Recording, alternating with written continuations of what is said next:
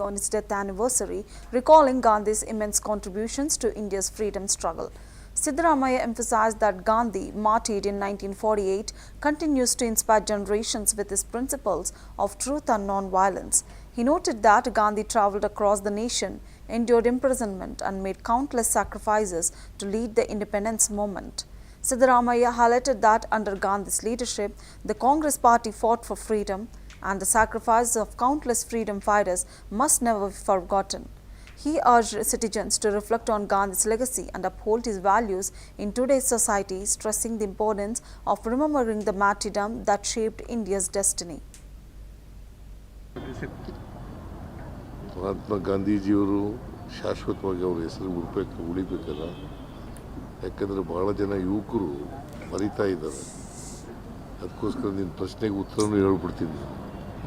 ಅದಕ್ಕೋಸ್ಕರ ಮಹಾತ್ಮ ಗಾಂಧೀಜಿಯವರು ಏನಂತ ಹೇಳಿದರು ಅಂತಂದರೆ, ಗ್ರಾಮಗಳ ಸ್ವಾವಲಂಬನೆ ಆಗದೇ ದೇಶದ ಪ್ರಗತಿ ಆಗಲ್ಲ ಅಂತಕ್ಕಂಥ ಮಾತುಗಳನ್ನು ಹೇಳಿದರು.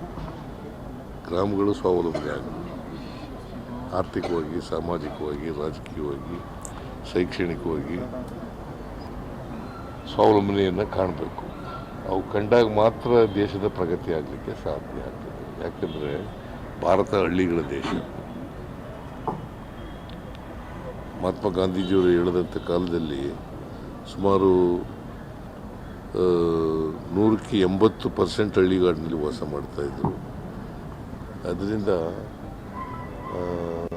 ಆ ಮಾತನ್ನು ಹೇಳಿದ್ರು, ಹಳ್ಳಿಗಳು ಉದ್ಧಾರ ಆಗದೇನೆ ದೇಶ ಉದ್ಧಾರ ಆಗಲ್ಲ.